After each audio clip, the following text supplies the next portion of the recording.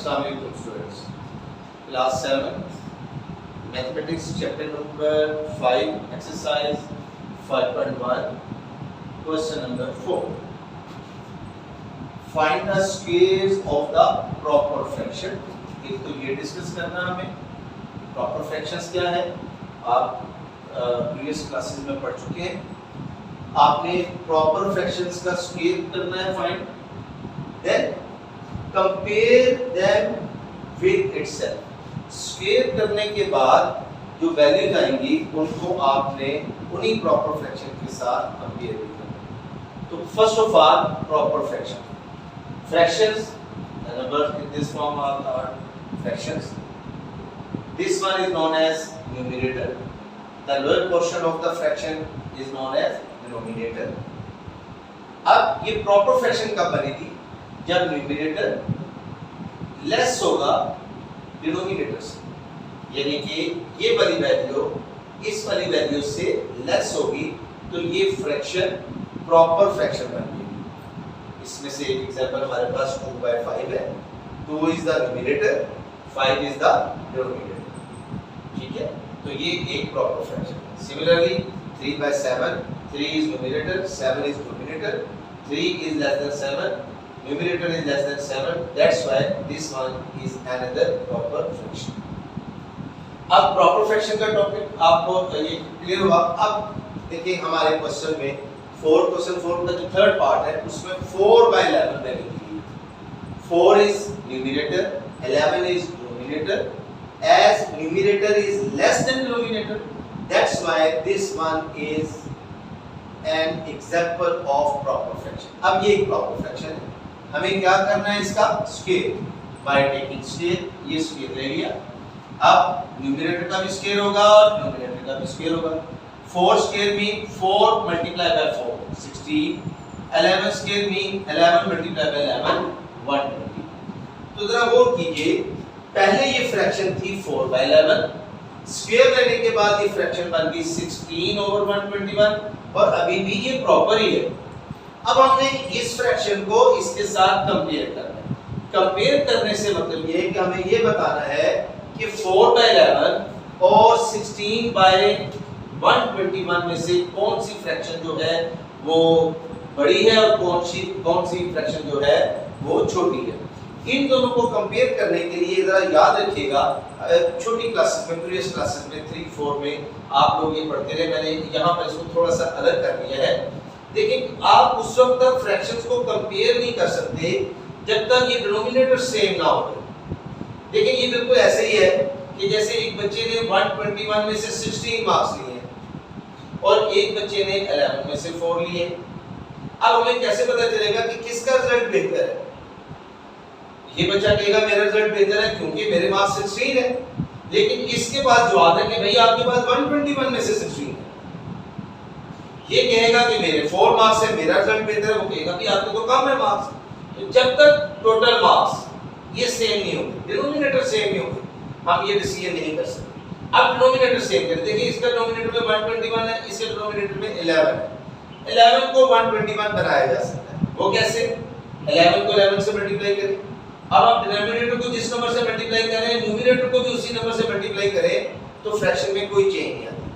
तो हमने 4 को भी 11 से मल्टीप्लाई किया, 11 को भी 11 से मल्टीप्लाई किया, हमारे पास ये बन गया 44/121 और ये वैसे ही आ गया 16/121। डिनोमिनेटर सेम हो गए। अब आप देखिए ये 121 में से 44 है, ये 121 में से 16 है। अंडरस्टूड है कि ये वाली फ्रैक्शन जो है वो इस फ्रैक्शन से ग्रेटर है। ये है फ्रैक्शन को कंपेयर करने का मेथड। कैसे? बाय टेकिंग सेम डिनोमिनेटर, उनके डिनोमिनेटर सेम करना।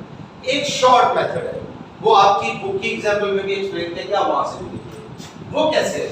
अब हम लोग इसको इससे कंपेयर करना। देखिए now we can compare 4/11 with its square 16/121।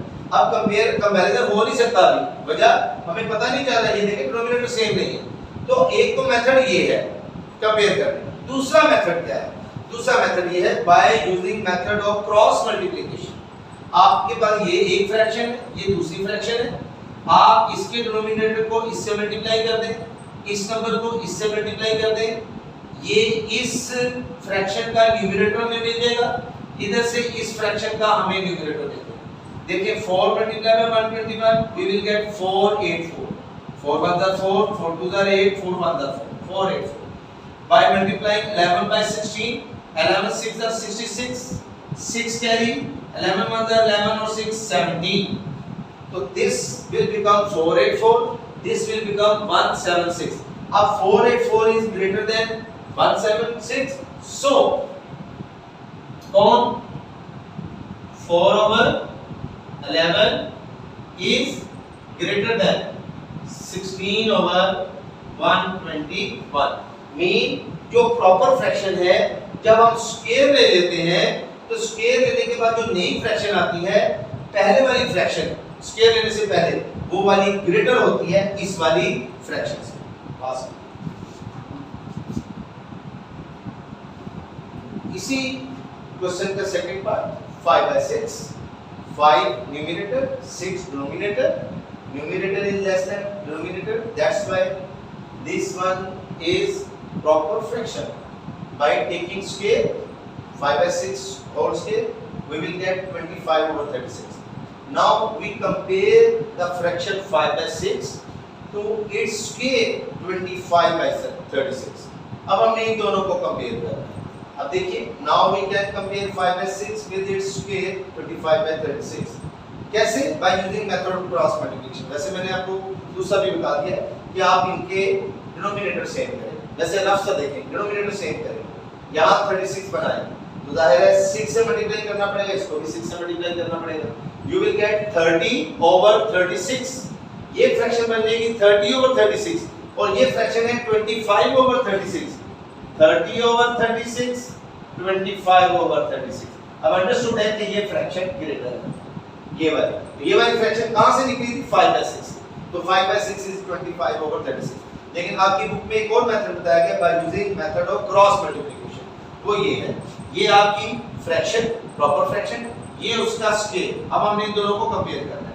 ये 36 5 से मल्टीप्लाई करेगा, 5 6 जा 30, 0 3 कैरी, 5 3 जा 15 और 3 18, 180 नंबर आ गया। ये 6 जाके 25 से मल्टीप्लाई करेगा, 6 5 जा 30, 0 3 carry, 6 2 जा 12 और 3 50. This will become 180, this will become 150. 180 is actual the numerator of this fraction and 150 is the numerator of this fraction. As 180 is greater than 150, so 5/6 is greater than 25/36. तो rule क्या निकला? असल आपने जो इसका कंक्लूजन है, आपने क्वेश्चन ना याद करें, आप इसका कंक्लूजन याद करें।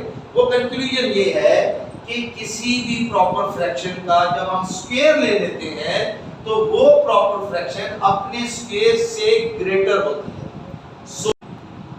जी, तो जो स्क्वायर है यानी कि ये वाली जो फ्रैक्शन है, ये वाली फ्रैक्शन इससे लेस है और वो खुद उससे ग्रेटर है। यही हम लोगों ने इस क्वेश्चन को प्रूव करना था। अब इसके